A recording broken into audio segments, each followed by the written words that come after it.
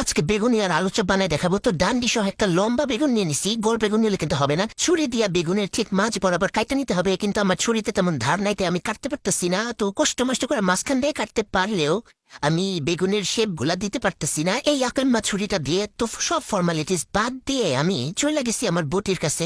আমার বটি ভালো, আমি বটি দিয়ে অনেক সুন্দর ভাবে কাটতে পারি। এই দেখছো বেগুনের কি সুন্দর শেপ দিছে। হ্যাঁ, আমি গরিবস, তাই আমি বটি দিয়েই সুন্দর করে কাটতে পারবো, ছুরি দিয়ে নয়। তো এই যে বেগুন গুলাই সুন্দর করে কেটে নিছি, এখন বেসনটা গুলাই নেব। তো বেসন গুলানোর জন্য এখানে দিয়ে দিলাম লবণ পরিমাণ মতো, তারপর দিলাম মরিচের গুঁড়া, বেকিং পাউডার, হলুদের গুঁড়া, কর্নফ্লাওয়ার দিলাম 4 চামচ। এখন সবগুলো উপকরণ আমার বুঝতে আমার হ্যান্ডউইচটা দিয়ে ঘুটাই নিব। ঘুটাই নিয়ে এখানে দিয়ে দিব পানি। সাবধান, অল্প অল্প পানি দিতে হবে, আবার মিক্স করে নিতে হবে। অল্প অল্প পানি দিতে হবে, ঘুটায় ঘুটায় মিক্স করে নিতে হবে, না হয় সব বরবাদ হয়ে যাবে। সতর্কবার্তা হলো পাতলা করে ফেলা যাবে না, পাতলা করলে বেগুনি আর বেগুনি হবে না, অন্য কিছু হবে। তো ওই যে দেখে নাও আমার কনসিস্টেন্সিটা আমি তোমাকে দেখা দিব। তো আগে তার আগে ঘুটাই নি।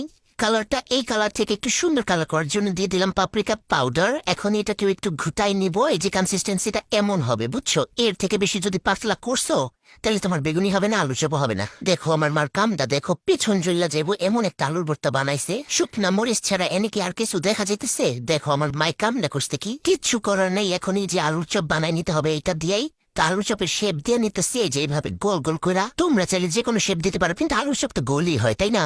তো আমি গোল বানাই নিছি, তোমরা চাইলে লম্বাও বানাইতে পারো, কোনো সমস্যা নেই। এখন আর কোনো কাজ নেই, বেসনে চুবায় চুবায় খালি তেলে ভাজবা। তেলের মধ্যে বেগুনির গোল্ডেন ফেসিয়াল করাই দিতেছি যাতে একটু সুন্দর হয়ে যায়। দেখবা কিছুক্ষণ পরে সুন্দর হয়ে যাবে। এই বেগুনি খায়া যদি পেটের মধ্যে কালবৈশাখী ঝড় শুরু হয়ে যায় তাহলে আমার কোনো দোষ নেই। বেগুনি শালা একটা আরেকটার সাথে লেগে গেছে, এই ভালোবাসার বন্ধন আমি ছুটাইতেছি। দাঁড়া শালা, বেগুনি গুলা তো মন মতো ফুললো না, কেমন চ্যাপ্টা হয়ে গেল। কারণটা আমি জানি, হ্যাঁ তোমাদের বলতে হবে না, কারণ ডুবো তেলে ভাজা হয়নি এই জন্য। আর আমি ডুবো তেলে ভাজতেও পারবো না, কারণ আমার মা আমার জীবন ডুবো তেলে ভাজতে দিবে না। তেলের অনেক দাম বাবা, আর আমি গরিব।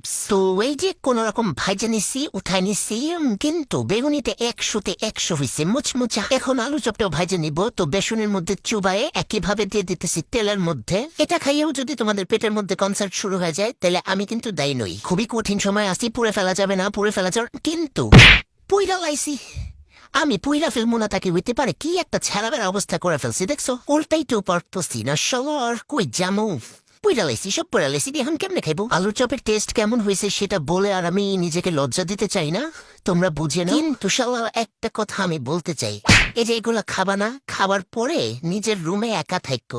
কারণ খাওয়ার পরে তুমি যে কাজগুলা করবা এই কাজগুলো সবার সামনে করতে পারবা না, তাই সাবধান। আর ভিডিওটা ভালো লাগলে লাইক কমেন্ট শেয়ার, ওকে?